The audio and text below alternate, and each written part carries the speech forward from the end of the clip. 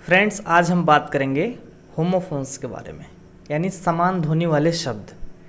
देखिए, इंग्लिश में कुछ वर्ड्स ऐसे हैं जो कि सुनने में एक जैसे लगते हैं, सेम लगते हैं, लेकिन उनके अर्थ और उनका स्पेलिंग अलग अलग होता है।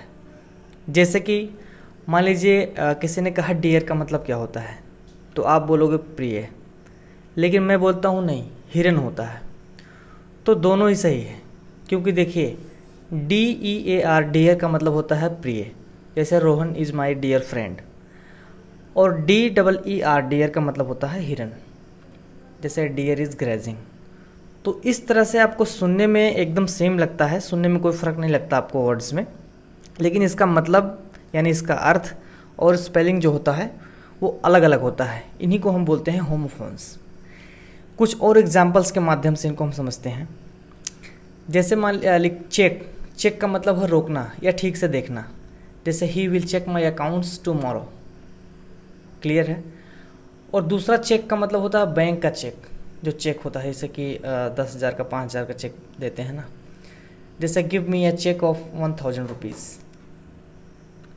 इसी तरह है बर्थ, बर्थ का मतलब होता है रेलगाड़ी या जहाज़ में बैठने का जो स्थान होता है उसको बोलते हैं बर्थ, जैसा है reserve berth first class berth in Gorakhdham express.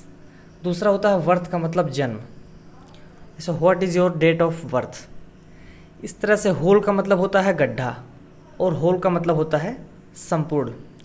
HOLE whole का मतलब होता है गड्ढा, और WHOLE होल का मतलब होता है संपूर्ण। बेल, BALE बेल मतलब होती है गांठ, और BAIL बेल मतलब होती है जमानत, समझ गए।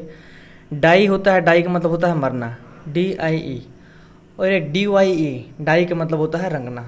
बोलने में ये सब सेम लगेंगे आपको। फेयर का मतलब होता है किराया, FARE। इसी तरह फेयर का मतलब होता है सुंदर या मेला, FAIR।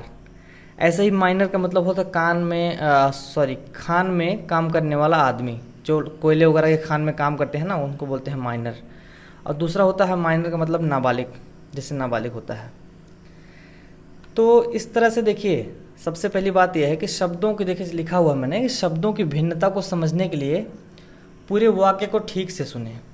जैसे कि जो वर्ड्स हैं, कोई किसी ने बोला, जैसे ये अगर लिखा हुआ आप पढ़ोगे तब तो कोई प्रॉब्लम नहीं आएगी, क्योंकि आप उसके स्पेलिंग को देख के आप समझ जाओगे कि हाँ इसका मतलब ये होता है। लेकिन अगर कहीं बोल रहा है कोई, स्पीक कर रहा है, या कहीं न्यूज़ वगैरह पे आप देख रहे हो, तो वहाँ पे जब आप सुनोगे वर्ड्स तो वहाँ पे थोड़ा सा कन्फ्यूजन होती है, लेकिन कोई कन्फ्यूजन नहीं हो, क्योंकि आपको क्या करना है, जो पूरा सेंटेंस बोला गया है, वाक्य बोला गया है, उसको आप पूरे ध्यान से सुनिए। जैसे देखिए, मान लो होता है वीक, वीक का मतलब होता है सप्ताह, और एक वीक का मतलब होता है कमज़ोर। अब मान लीजिए किसी ने बोला कि she is week in English, तो आप यहाँ पे क्या बोलोगे। ये मान लीजिए वीक जो लिखा हुआ है आपको दिखाई नहीं दे रहा है, खाली बोला गया है कि she is week in English. तो आपको देखिए, अगर बाई चांस आप सोचते हो सप्ताह, तो सी इज़ वीक इन इंग्लिश मतलब कि वह इंग्लिश में सप्ताह है, ये तो कोई अर्थ नहीं बनेगा ना। आपको तो ये मतलब पता लग जाना चाहिए ना कि हाँ वीक का मतलब कमज़ोर वाला ही यहाँ पे बोला गया, क्योंकि इंग्लिश में कमज़ोर है वह। ठीक है, तो क्लियर है ना ये, कि आप अगर सेंटेंस को अच्छी तरह समझोगे तभी आप समझ पाओगे कि ये कौन सा वाला वर्ड बोला गया है। तो इसमें कोई कन्फ्यूजन वाली बात नहीं है, बिल्कुल आप एकदम क्लियर। आप अधिक से अधिक देखिए, वर्ड्स का तो आपको ज्ञान रहेगा ही, साथ साथ में आप जब सेंटेंस जो बोला जाता है उसको आप ध्यान से सुनिए, तो आपको अपने आप पर अर्थ का पता लग जाएगा कि ये कौन सा वाला वर्ड बोला गया है। तो ये बहुत ज़्यादा टफ नहीं है, बहुत ही ईजी है। ठीक है, तो इतने में आपको मतलब समझ में आ गया होगा। थैंक्स, और चैनल को सब्सक्राइब कर सकते हैं।